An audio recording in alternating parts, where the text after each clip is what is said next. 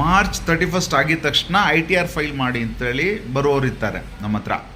ITR file March ಆಗಿದ ತಕ್ಷಣ ಮಾಡೋದಕ್ಕೆ ಒಂದು ಸಮಸ್ಯೆ ಇತ್ತಂದರೆ ಹೊಸ ಇನ್ಕಮ್ ಟ್ಯಾಕ್ಸ್ ಫಾರ್ಮ್ ಬಿಟ್ಟಿರೋದಿಲ್ಲ.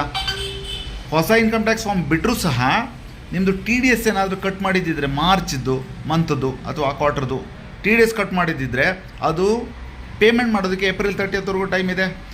ಏಪ್ರಿಲ್ 30 ಆದಮೇಲೆ ರಿಟರ್ನ್ ಫೈಲ್ ಮಾಡೋದಕ್ಕೆ ಮೇ 31 ಟೈಮ್ ಇದೆ. ರಿಟರ್ನ್ ಫೈಲ್ ಮಾಡದೇ ನಿಮ್ಮ ಪ್ಯಾನಲ್ಲಿ ಆ TDS ರಿಫ್ಲೆಕ್ಟ್ ಆಗೋದಿಲ್ಲ. ರಿಫ್ಲೆಕ್ಟ್ ಆಗೋದಕ್ಕೆ ಜೂನ್ 10th ಟೈಮ್ ಇದೆ. ಹಾಗಾಗಿ ಜೂನ್ 10th ನಂತರ ಫೈಲ್ ಮಾಡೋದು ಇಸ್ ಐಡಿಯಲ್. ಅದಕ್ಕಿಂತ ಮುಂಚೆ ಫೈಲ್ ಮಾಡೋದಂದರೆ TDS ರಿಫ್ಲೆಕ್ಟ್ ಆಗಲ್ಲ ಅಂತೇಳಿ ನಿಮಗೆ ನೋಟಿಸ್ ಬರೋ ಚಾನ್ಸಸ್ ಇದೆ ಇನ್ಕಮ್ ಟ್ಯಾಕ್ಸ್ ಡಿಪಾರ್ಟ್ಮೆಂಟಿಂದ. ಇವೊಂದು ರಿಟರ್ನ್ ಗೌರ್ಮೆಂಟ್ ಬೇಗ ಬಿಟ್ಟು ಅಂತ ಅಂದ್ಕೊಳ್ಳೋಣ.